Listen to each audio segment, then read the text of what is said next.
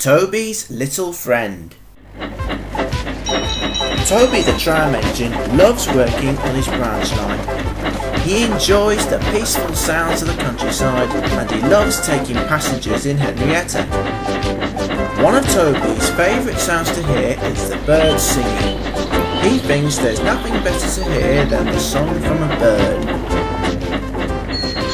One day, Toby was at the workstation with Henrietta. They were both having a new coat of paint. Henrietta hadn't had a new coat of paint for a long time. Toby was pleased to be repainted too. "I feel so special," he smiled. "Everyone will cheer for us." "I love feeling special," smiled Henrietta. Just then, Victor shunted in with some empty trucks. He was pleased to see Toby and Henrietta. My, he puffed. "You will both be the smartest pair on the whole of Sodor." This made Toby feel very happy. Just then his driver returned. "We need to collect our passengers as soon as possible," he said. "We don't want to be late." "Nearly done," said the painter. "Just one more bit to paint."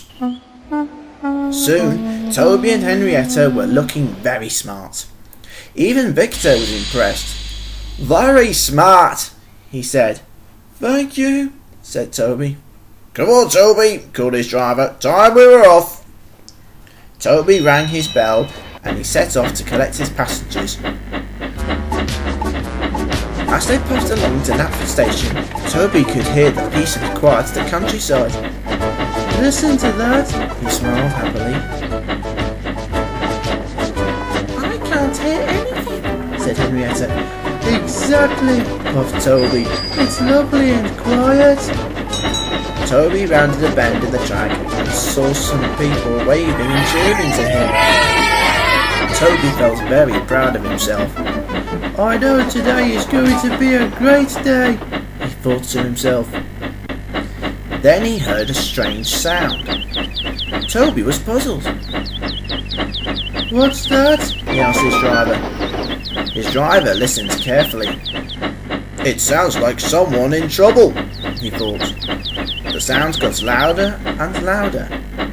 Toby stopped by a wooden fence by the side of the line. He could hear the sound a lot clearer now. "It seems to be coming from that fence," he said. His driver climbed down from the cab and went to the fence. When he looked around, he was surprised by what he saw. "It's a bird," he called to the fireman. Toby gasped. He was worried. "What's the matter with it?" he asked. His driver pulled out a handkerchief from his pocket and carefully wrapped the poor bird in it. Then he went back to the cab. "This poor bird has hurt its wing," he explained. "We need to get her to the vet's as quickly as possible." "Oh no," cried Toby. "What can we do?" The driver went to see the guard who was in Henrietta.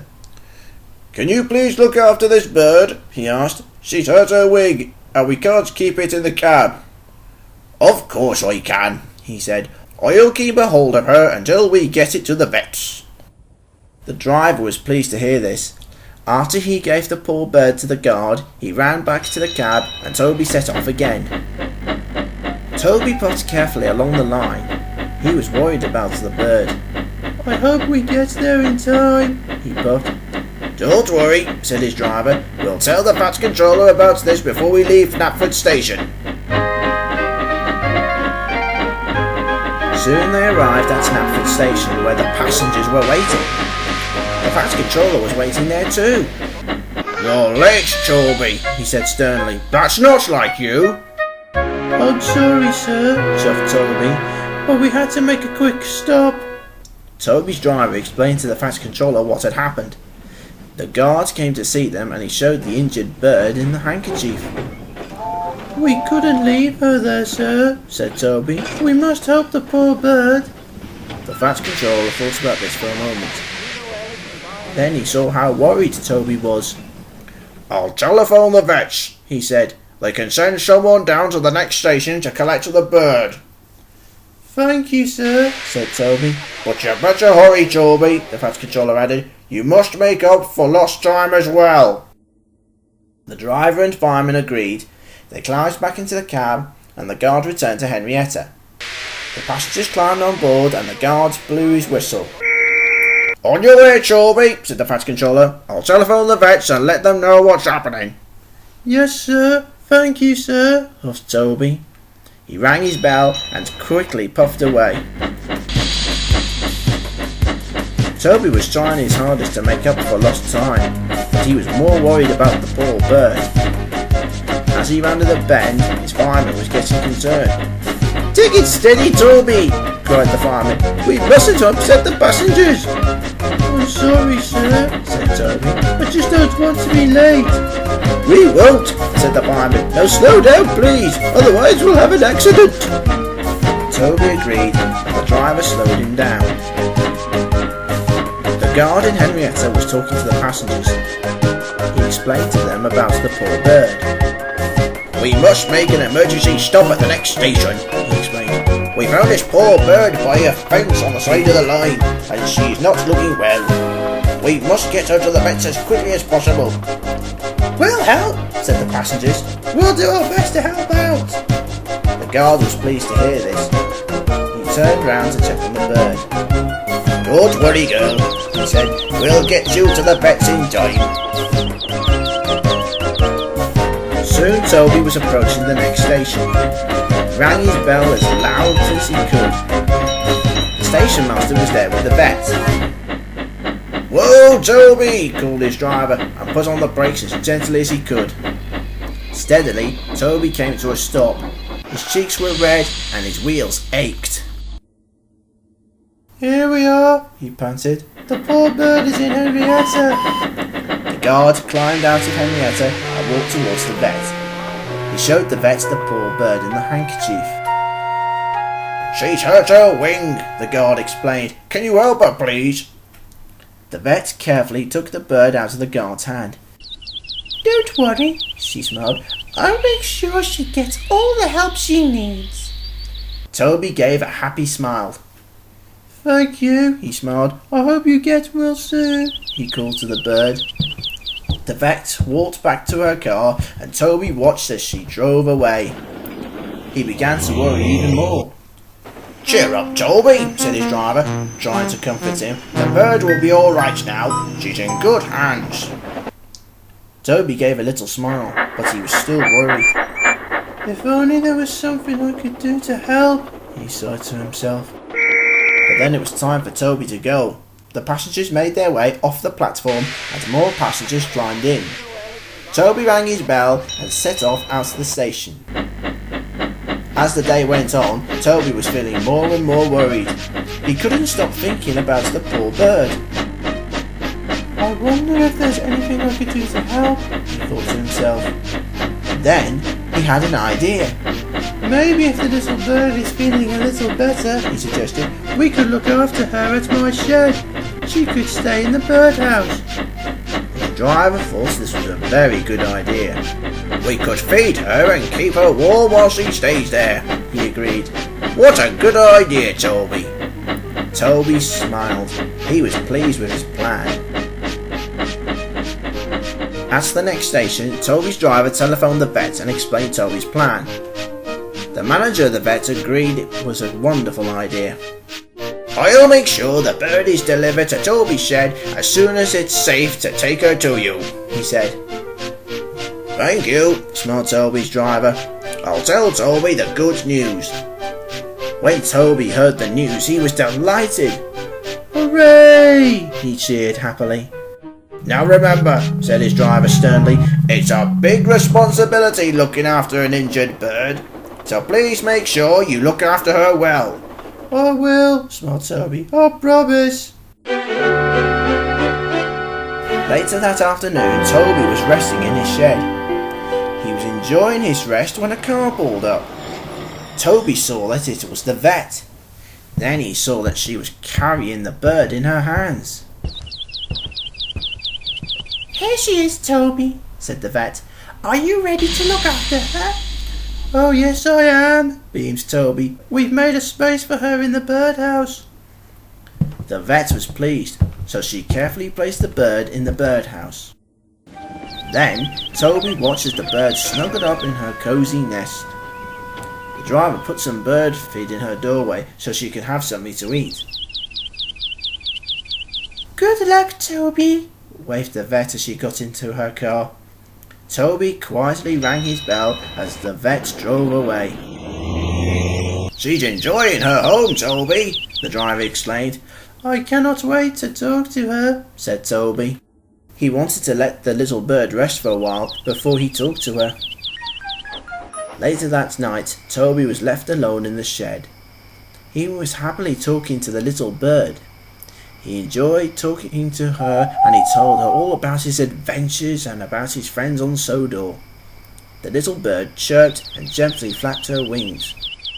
Toby thought she was enjoying his stories. I'm glad you like your home, he grinned. I hope you can stay here forever. Then he saw the bird lie in her nest and fall happily asleep. Toby knew then it was time to go to sleep. So Toby closed his eyes and went to bed. For the next few days, Toby, his driver and fireman kept the little bird safe and warm. They fed her and the driver gently stroked her. Toby even told stories to his little friend. Other engines came to visit Toby at his shed, and they felt sorry for the little bird. Even the Fat Controller came to see the little bird. Toby even gave the little bird a name. He called her Lily. Then, one morning, Toby puffed happily out of his shed to see Lily. The Fat Controller arrived with the vet. "How is Lily?" asked the Fat Controller. I believe she's happy, smiled Toby. The vet went over to see Lily. She carefully removed the bandage and checked the wing. Her wing is better now, she said. She can now fly again. Toby was very happy to hear this. Then he heard a noise and looked up at the sky. A small group of birds were flying overhead. Lily chirped and sang to them. Toby was puzzled. What's happening? He asked. I think it's time for her to go, said the vet. Toby gasped. He was worried about this. I think it's time for Lily to go, Toby, said his driver. It's time for her to go home. Toby gulped. Then he watched as Lily flapped her wings and flew into the sky. No, wait, cried Toby. Please don't go. But Lily just flew into the sky towards the birds. Toby was feeling upset. Please come back, he sniffed. He felt like he was going to cry. Everyone looked as a tear fell from Toby's eye. The Fat Controller could see that Toby was upset. Toby, I know you care a lot for that bird, he said, trying to comfort him, but she belongs with her family, and I think her family need her as much as Lily needs her family. Toby sighed as he looked into the sky again. He watched as Lily flew further away into the distance. I'll miss her, he sighed sadly. Cheer up, smiled his driver. I'm sure she'll come back and visit. Then the vet cried out to Toby. Look, she called. Toby looked and saw Lily flying back towards him. Lily landed on his buffer and gave a happy chirp. I think she's saying thank you, grinned the vet. Toby stared happily at Lily. That's all right, he smiled. It was fun looking after you. Then Lily flapped her wings and flew away into the sky. Toby rang his bell as loud as he could. Goodbye, Lily, he called happily. Come back and visit soon. Everyone waved goodbye to Lily, and the Fat Controller turned to Toby. You did a wonderful job looking after her, he smiled. You kept her warm, you gave her a home, and you helped her get better. I'm very impressed with you, Toby. Well done, Toby, said his driver, patting Toby's buffer. You were wonderful, agreed the fireman. 3 cheers for Toby, cheered the vet. Everyone cheered and clapped for Toby, and the Fat Controller gave Toby the thumbs up.